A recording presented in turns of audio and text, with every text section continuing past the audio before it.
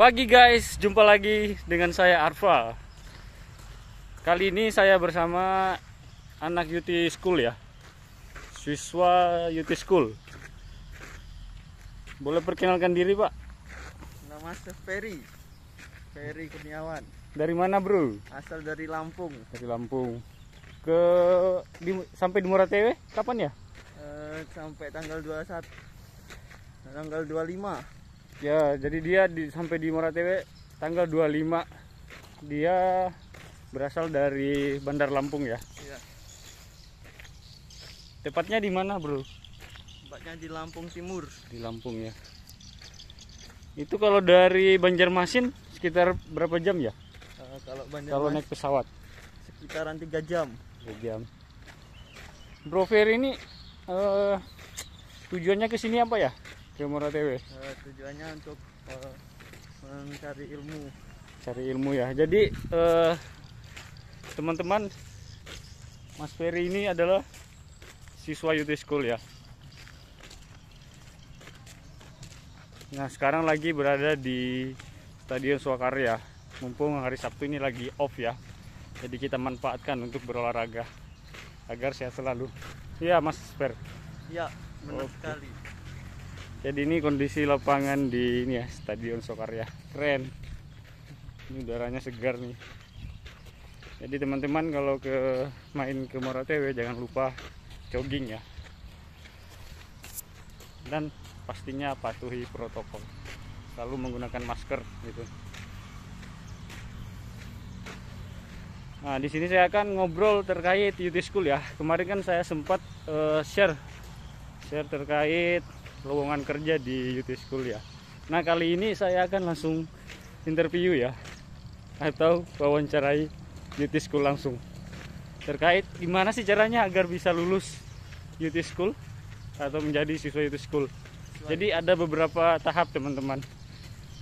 Nah, Mas Per, Bro Per bisa di share ke teman-teman. Kalau yang pertama itu ada. Jadi Bro Fer ini kenapa sih tertarik di mendaftar di Yuti School?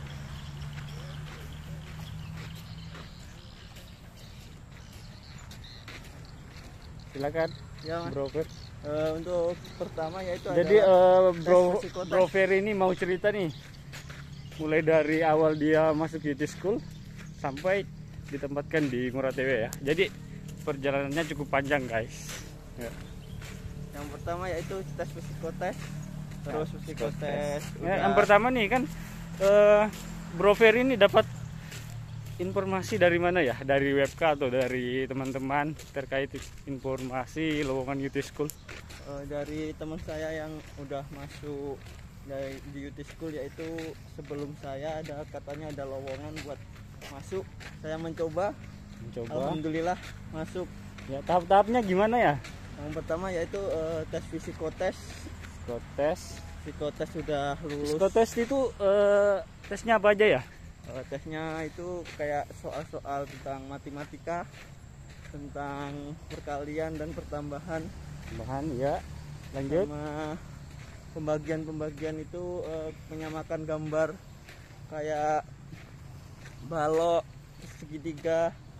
Itulah pokoknya banyak kalau tesnya. Nah, setelah lulus psikotes apa lagi nih? Kalau tahap selanjutnya. Tahap selanjutnya yaitu tes wawancara. Nah, wawancara itu tips-tips agar lulus wawancara apa aja ya? Kemarin yang ditanyain apa aja, Bro Fer? Boleh di-sharing ke teman-teman? Kalau tes wawancaranya itu yaitu yang pertama tentang mengapa kita masuk ke Yuti School, tujuannya untuk apa. Dan itu untuk semuanya harus siap untuk dimanapun penempatan kita. Di seluruh Indonesia ya? Indonesia, yang terbaik itu di Papua. Jadi teman-teman kalau daftar Yuti School otomatis harus siap ditempatkan di mana aja ya. Ditempatkan di Kalimantan. Nah, kebetulan nih Bro Ferry ini dari Lampung ya, jauh-jauh dari Bandar Lampung. Tapi pas interview dia ngomong ke HRD-nya siap ditempatkan di mana aja ya. Sekarang dia berada di Kalimantan. Nah, Kalimantan Tengah ya. Iya, yang pertama Terus itu setelah lulus interview apa lagi? yaitu tes kesehatan, yaitu MCU, medical MCU. check up. Ya, boleh diceritain terkait MCU atau medical check up apa aja yang diperiksa? Ya, yang pertama ya itu tentang mata, habis itu tentang paru-paru, habis itu cek itu urin, biar kita ada kalau apa itu sedikit narkoba apa takutnya kan.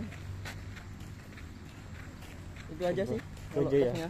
Jadi teman-teman, tadi saya review lagi terkait nanti kalau udah lulus interview, lanjut lagi ke pemeriksaan medical check up ya. Tujuannya agar mengetahui atau memastikan calon karyawan baru atau siswa tersebut dalam kondisi sehat ya. Karena mengingat sekarang musim pandemi juga, dan MCW itu ada merupakan salah satu salah satu syarat untuk bekerja di area pertambangan maupun menjadi siswa UT School ya. Seperti itu teman-teman. Jadi tips agar MCU teman-teman fit atau hasilnya memuaskan, jadi teman-teman harus aktif untuk berolahraga ya, gitu. Yang seperti lari, goes atau renang. Kemudian hindari minum alkohol ya atau merokok ya. Intinya sih rajin olahraga, kemudian terapkan pola hidup sehat ya. Banyak hal yang kita jaga pola makan agar kolesterolnya nggak tinggi. Intinya sih makanlah sesuai dengan kebutuhan tubuh. Jadi jangan makan yang berlebihan. Kemudian apabila sudah makan makanan yang mengandung kolesterol tinggi atau apa, setelah itu harus dibakar. Gimana Bro Fer? Tentang apanya itu? Tentang MCU kan. Jadi itu tadi tips-tips agar MCU teman-teman dikatakan fit untuk bekerja ya gitu. Jadi kalau habis makan makanan yang mengandung daging, kolesterol tinggi, itu harus dibakar agar nggak mengendap di tubuh ya. Seperti itu. Ya, kalau sudah lulus MCU, tes selanjutnya apa Bro Fer? Yaitu melanjutkan kita ke Bintasik. Bintasik, apa? Bimbingan mental dan fisik. Jadi Bintasik teman-teman. Jadi selain UT School ini boleh dibilang rekrutmennya tuh seperti masuk TNI ya atau Polri. Jadi tadi pertama dijelaskan ada tes psikotes, habis itu interview, pemeriksaan MCU, dan dilanjutkan di Bintalsik. Bintalsiknya di mana? Di Magelang, yaitu ditempatkan di Secaba. Boleh di share. Rindam. Boleh di share Bro. Secaba Rindam. Pengalamannya di Rindam ya, Rindam Iya. Secaba. Jadi itu mantap ya. Mantap Kayak sekali. tentara ya. Boleh di share keseruannya di sana gimana ya? Kalau di sana ya kesehariannya Pengalamannya di sana atau keseruan lah di sana. di sana Gimana? disiplin, bangun pagi. Ya di pagi-pagi harus sudah bangun, terus banguninnya pakai senjata lagi ya. Ya. Kerajinan kita untuk bersihin lingkungan. Nah, terus Kita nanti menjaga. di sana setelah bangun pagi bersih-bersih, habis itu lanjut apel ya. Ya, senam dulu, habis itu kita kayak bersihin lingkungan sekitar. Ya, terus Habis itu terus kita apel, terus makan sarapan itu, terus melanjutkan materi tentang kebersamaan dan kedisiplinan itu untuk kita menjaga biar kita itu hidup disiplin, terutama disiplin kalau di sana. Oke, mantap ya. Setelah itu Bro Fer apalagi tuh? Kalau Setelah bersih-bersih, setelah merenggangkan otot-otot yang kaku ya. Jadi senam. Setelah itu lanjutkan apa lagi? Setelah itu kita kayak ada kegiatan apa itu kayak pendidikan tentang kita belajar apa itu baris-baris PBB, banyak lah kalau diceritain banyak pengalaman di sana. Ya, jadi selain diajarkan tentang kebersihan lingkungan, jadi diajarkan juga cara berbaris ya, berbaris-baris yang benar gitu ya, agar bisa menjadi pemimpin yang baik ya, bisa pada saat ditempatkan di perusahaannya. Apalagi terutama itu pendidikan mental di sana, biar kita itu kuat mental kita. Ya, selain itu setelah setelah Bintasik apalagi kita untuk tadi kan pernah cerita nih pada saat malam terakhir di pendidikan itu disuruh jalan di hutan ya gitu ya, boleh diceritain keseruannya gimana itu ya? Kita disuruh yang terakhir itu di pegunungan itu untuk kita tes kalau kita ini mental kita kuat. Habis itu dengan kita dites satu-satu jalan ke kuburan. Jadi teman-teman, Brober ini setelah tadi kan melewati beberapa tahap atau tes itu, pada saat malam hari yang bersangkutan disuruh ini ya, suruh jalan di kuburan gitu ya. Kemudian ada salah satu tentara-tentara yang nyamar jadi kuntilanak, pocong gitu ya. Terus apa lagi? Itu untuk terakhir ya, itu buat yang terakhir itu ya itulah.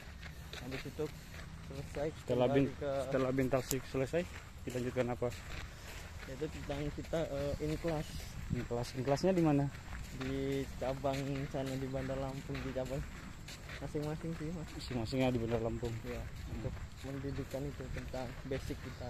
Kalau UTSku kan punya basic. Jadi itu dibekali basic apa aja ya?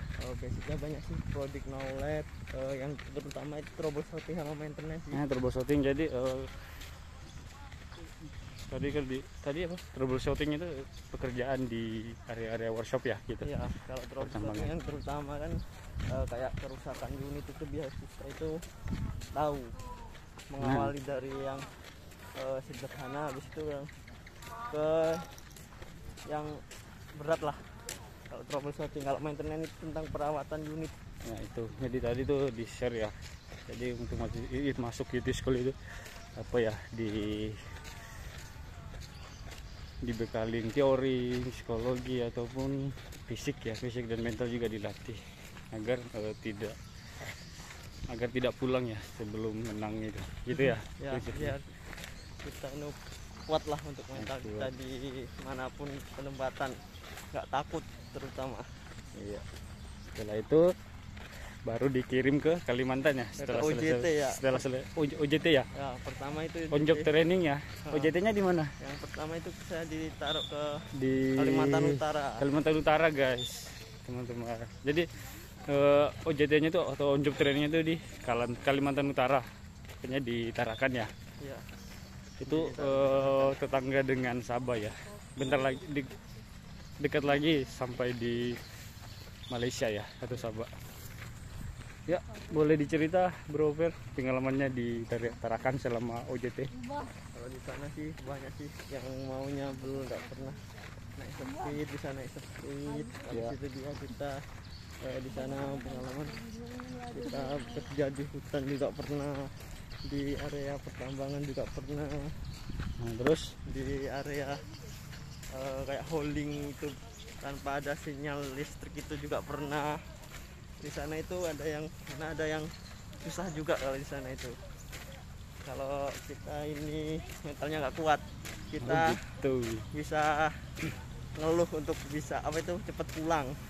Gitu.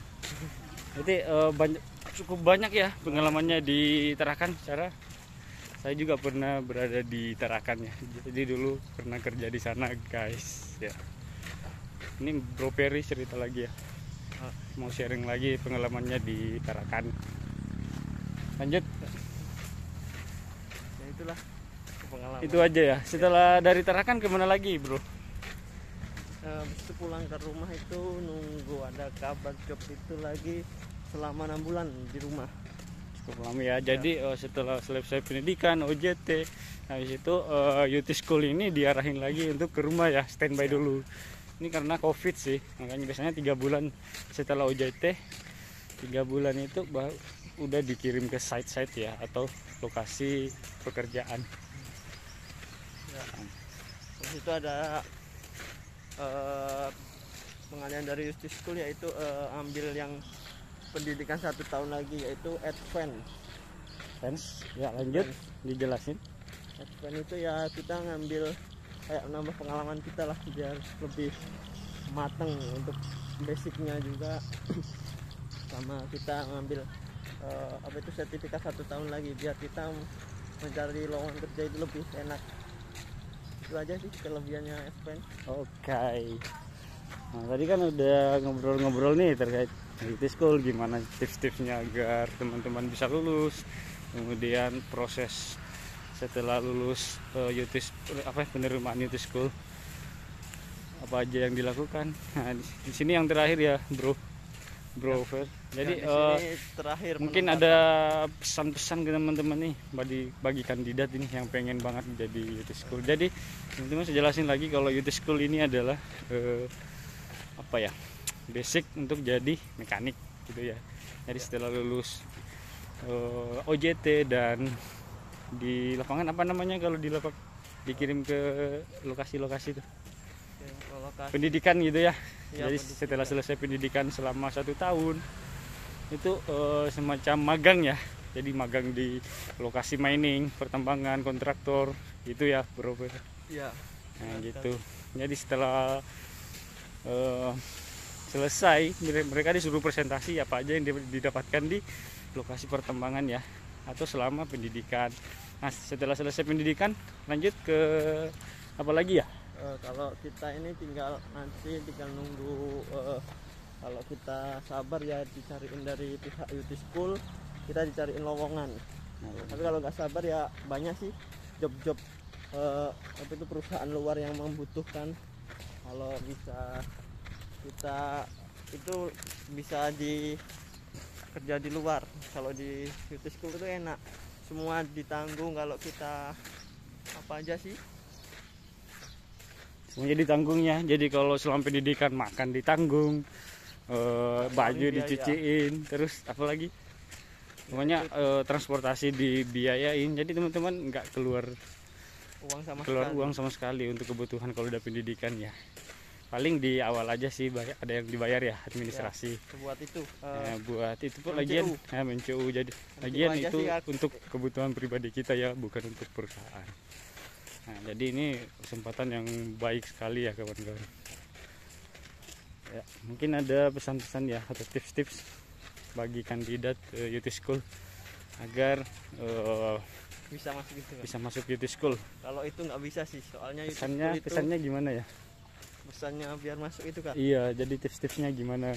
Kalau itu nggak ada sih. Kalau UT School itu tinggal kita itu kan itu semacam seleksi, kita nggak bisa untuk apa itu kayak tips-tips biar masuk.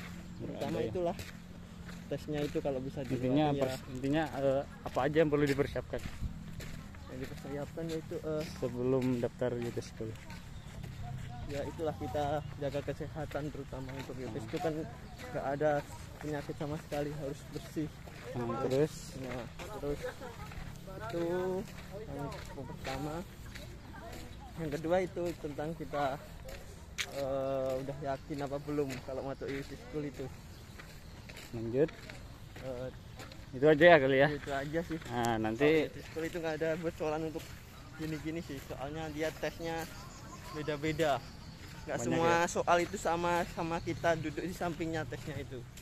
Kita itu pokoknya nggak bisa lah kalau kita nyontek itu mau tes psikotes sama kita, teman kita sampingnya, depan belakang, itu nggak bisa. Itu tentang keyakinan kita sendiri. Oke Bro, mantap banget Bro. Jadi itu tadi ya pesan-pesan dari Bro Ferry ini agar teman-teman bisa gabung juga di UT School pastinya ya. Tuh, jadi jangan lupa persiapkan diri nih teman-teman sebelum mengikuti tahap atau penerimaannya.